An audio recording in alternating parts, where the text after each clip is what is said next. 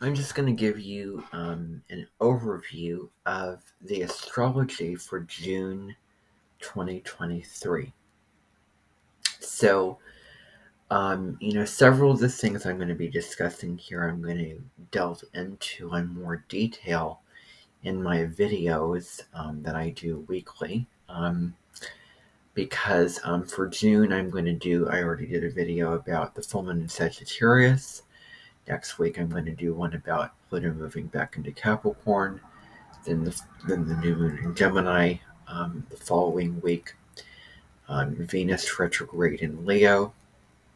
And then another video about Mercury in the sign of Cancer. So those are all a couple of the events happening.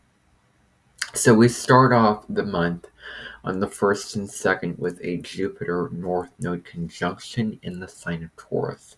This is happening at 3 degrees of the sign. And so Jupiter North Node conjunctions are great for moving towards, your destiny, fulfillment. There's tremendous growth opportunities with Jupiter conjunct the North Node, and you can find yourself in people and places and situations that sort of move you into, something better, something much more hopeful and expansive. There is great luck and blessings, built on offer here. It's a time where you can feel like you're getting somewhere, where you're moving somewhere that your soul wants to move toward, and that you can feel happier, more just having a lot of faith, because Jupiter is also the energy of as I said, blessings. So the North Node conjunct Jupiter is also time where you can really have a good philosophy on something, and manifest something and make something happen and ground something and move slowly and steadily through something, and then do something which is according to your values, because we are talking about Jupiter in the North Node conjunct in the sign of Taurus, and that sign is related to your sense of self-worth, your sense of values, that you matter, that you have something to offer. And so it's a really positive conjunction. If you can remember, in the summer of 2022, at the very end of July, we had a triple conjunction of Mars, Uranus, and the North Node in Taurus. That was huge for sort of accelerating us in the Taurus direction. Stability, which is Taurus because it's an energy of stability and wanting to keep things the same and wanting consistency and routine, but with Uranus there, and with Uranus moving through Taurus, it is, sort of shaking up agriculture, the food supply, our resources, what we value, all those kind of things with that. And I know actually next year in 2024, which is an 8 year, 8 is material gains, material sort of abundance, really manifesting something. It's largely related to money, and really, putting yourself out there, making something happen. So Jupiter is going to conjunct Uranus in April of next year, which is going to really expand, money. Could there be a lot of money? Could you gain a lot of money? Could you win the lottery, or could you lose a lot of money? Unexpected, events and situations happening with Taurus-related themes. With Jupiter, Uranus, Jupiter expands and invites, like, let's make this bigger, better. Let's put the extra chocolate sauce on this sundae. Let's gild the lily.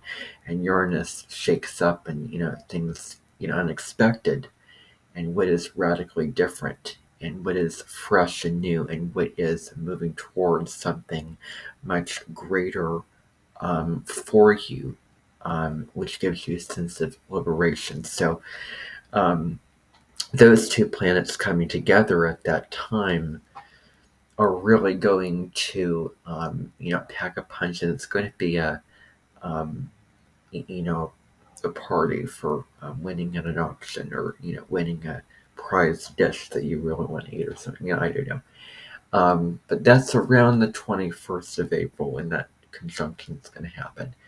And this is sort of, in a way, setting us up for that, or a conjunction like that, because we have so much going on in Taurus. The North Node has been in Taurus. It's sort of wrapping up its stay in Taurus. It's going to move back into Aries in July. Jupiter just moved into Taurus in the middle of May of this year. Uranus has been in Taurus since 2018. So much is happening in, in the Taurus area of your chart, and also just in general for the world. So then on June 2nd, we have a conjunction of Venus, or actually a trine of Venus and Neptune. Trines are where things flow, things are harmonious, it's easy energy, it's yummy energy, necessarily speaking. There's so much positivity and good things with a trine. And it's energy you definitely want to take advantage of and not just sit on. And so Venus trine Neptune is great for anything involving art, anything involving taking care of other people, service work. This could be you feeling more compassionate, feeling more empathetic, like you want to make a difference and better someone's life, like you want to inspire or empower them, or soothe, care, and nurture them. This is a beautiful romantic energy, and you could find yourself feeling the calling for being more artistic, for being more artsy, more musical, music, singing, also getting into altered states, meditation, great for that, super positive things. The empathy is up, the sensitivity is up, like you want to have a deeper relationship and connection with somebody in a relationship. Those are all really positive ways that you can use the energy here. um, and of course we have Venus in Cancer, which is puts an emphasis on our home, our roots, our family, our sort of emotional foundations. Who are we taking care of in our family? And Neptune in Pisces. So Cancer and Pisces coming together with Neptune and Venus. Then the full moon in Sagittarius is on the 3rd of the month. And so the full moon is happening at 13 degrees of Sagittarius. And this full moon is forming a square with Saturn. So there's some tension here, but it's a really productive day and a productive time to get things done, to manifest something, to draw healthy boundaries, to really persist and commit on whatever it is you want to do. Saturn is that energy of, okay, I'm locking down, I'm grounding down to reality, I'm putting my nose to the grindstone, and I'm going to see if I can clean up what doesn't work for me anymore, because we are talking about belief systems. Sagittarius is an energy of fun, joy, freedom, philosophy. But in order to get to all the goodness that Sagittarius has to provide, we need to look at our outlook on life, our philosophy on life, and our belief systems. And what belief systems don't work for us. During this full moon, we need to balance out wisdom and expansion and, long distance travel and the big ideas, um, you know, versus the little things, information, details, the data that you collect on a day-to-day basis, the relationships and the conversations that you have, and the new information that Gemini can provide. So that is that full moon. It's also trying to Mars, so it gives a little bit of a boost and activation energy. We can, have a party, get something done, get something off the ground. We're feeling energetic, revved up, energized with a moon, with the moon trining Mars. You can express yourself and your emotions, and you can assert yourself in really positive ways. It isn't a hard aspect between the moon and Mars, so a lot of positive things can come from that. Now, moving on to June 4th, we sort of have a cluster of astrological events happening on these days as we have Mercury and Uranus conjuncting in Taurus. Mercury has been in Taurus since April 7th of this year because of its retrograde from April 21st through May 14th. And so Mercury is conjuncting Uranus, officially now on this particular day. And this provides new flashes of insight, knowledge, where there's unexpected news, unexpected events coming to the forefront, where there's something new, there's something sort of wild and out of the box. But at the high road, you can really use this to awaken your genius, to have these radical ideas, these out of the box ideas that are new, and they're ideas of revelation, and you can communicate those ideas and actually make them happen because it's happening in Taurus, and also being open and listening to the radical ideas of other people. Then on June 5th, we have something which is a big ticket item in the astrological world. A major transit is starting up. It is Venus in Leo. Now, Venus is a personal planet, and it takes about 24 to 25 days to be in a sign normally.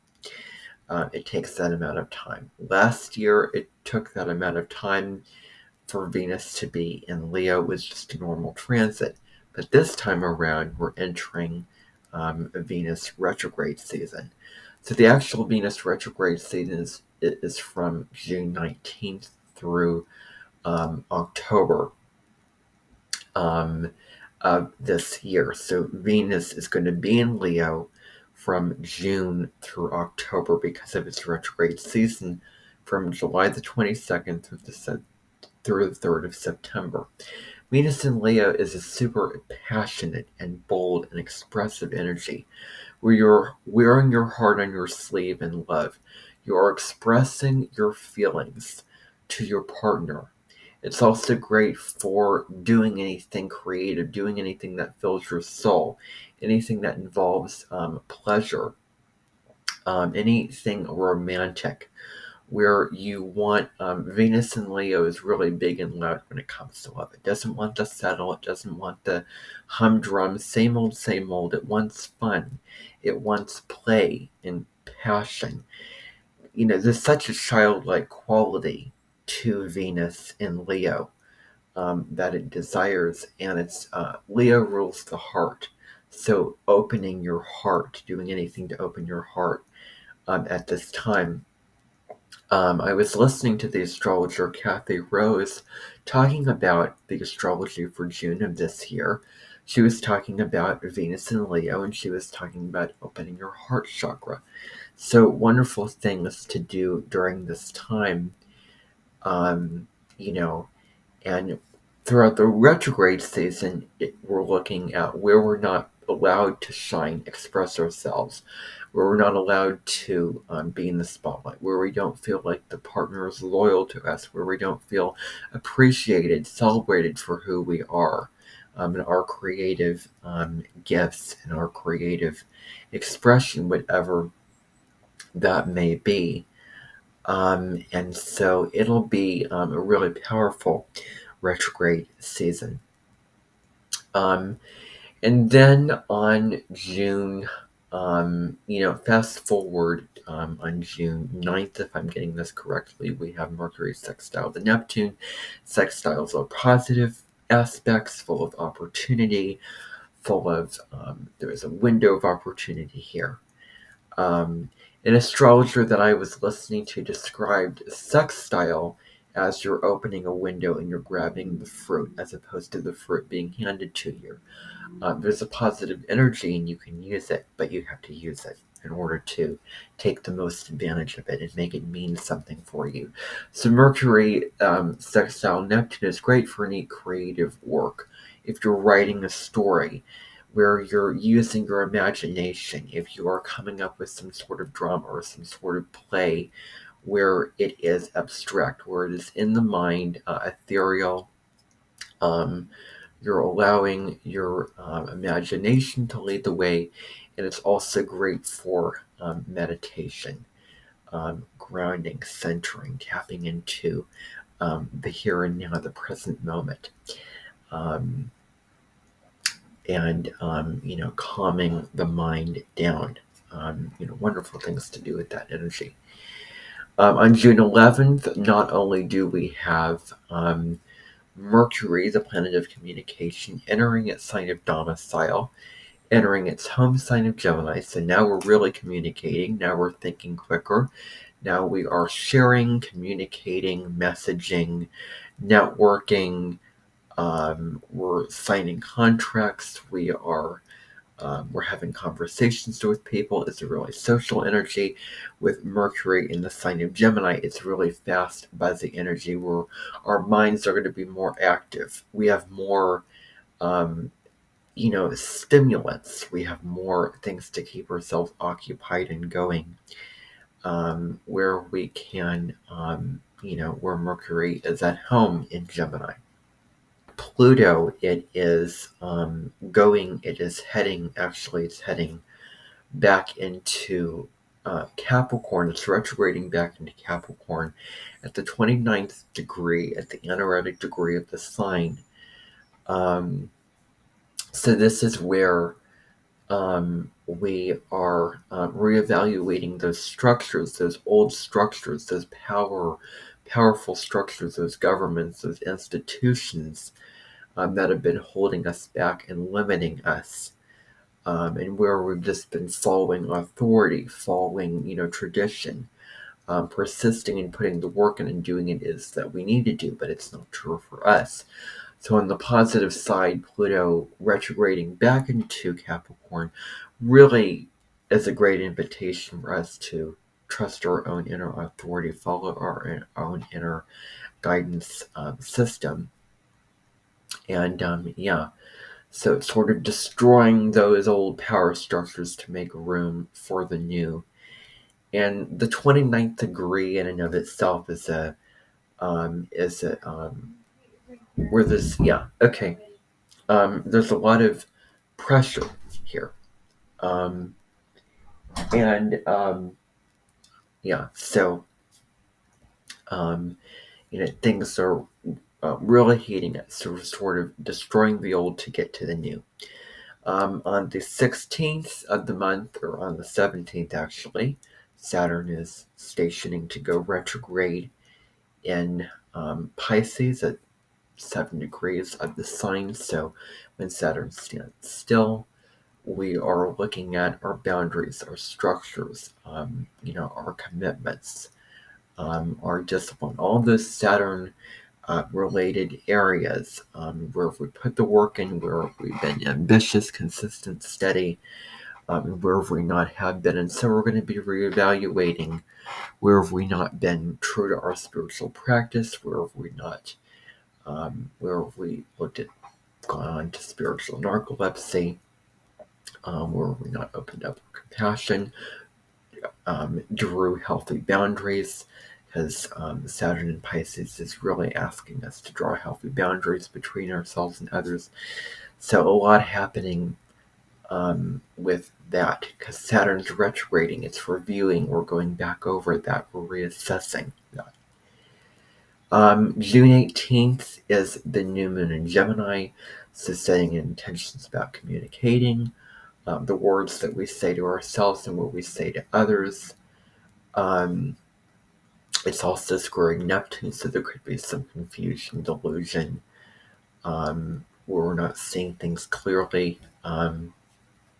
So much with that. I'll do a separate video about that new moon when it comes. June 19th, Venus enters shadow, the retrograde season begins. So what the events that are transpiring in our lives on around June 19th, we're going to be seeing those differently on September 3rd when the station's direct at 12 degrees of Leo, because the retrograde season is from 12 to 28 degrees of Leo. So then June 21st, the sun enters Cancer. We're focused on our home, family, our emotional connections, our roots, where we're nurturing others, being nurtured. June 26th, we have Mercury entering Cancer. We're thinking more emotionally. We're communicating more emotionally. We're communicating in a more caring, nurturing, loving way. And then Mars is conjunct. Mars is square Uranus, eruptions, sudden things happening out of the blue. But it could also be now we're liberating ourselves. Now we're asserting ourselves and being more free. And then June 30th, Neptune goes retrograde. In Pisces, Neptune stations retrograde. We're seeing the veil is sort of taken from us for a certain period of time when Neptune goes retrograde. We're seeing things more rationally, more clearly, more logically, more in reality. We're less likely to get sort of distracted and carried away and caught in delusion and, all this kind of Neptunian things. So that is the general astrology overview for the month of June. I hope that you really enjoyed this video. Bye for now, everybody.